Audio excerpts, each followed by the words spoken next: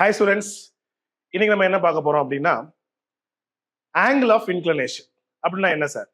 இப்போ போன கிளாஸ்ல 2 பாயிண்ட்ஸ் கொடுத்தா எப்படி ஸ்லோப் பார்த்தோம்? y2 minus y1 by x2 minus x1. Suppose points இல்லாம ஆங்கிள் கொடுத்தா எப்படி ஸ்லோப் பார்த்தோம்? எம்மோட வேல்யூ tan தீட்டா, டேனோட வேல்யூ தான் ஸ்லோப். இப்ப என்ன பார்க்க போறோம்னு பாருங்க. ஸ்லோப் கொடுத்துட்டாங்க, ஆங்கிள் கேட்குறாங்க. போன கொஸ்டின் அப்படி உல்டாவா இருக்கா?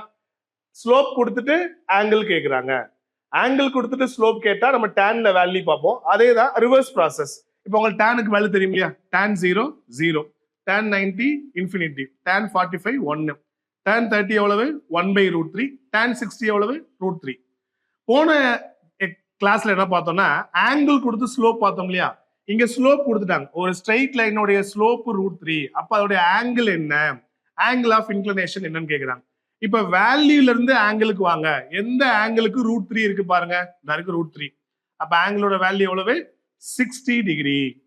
ஸ்லோப் கொடுத்துட்டு ஆங்கிள் கேக்குறாங்க, நம்ம வேல்யூல இருந்து ஆங்கிளுக்கு வர்றோம். Okay, thank you.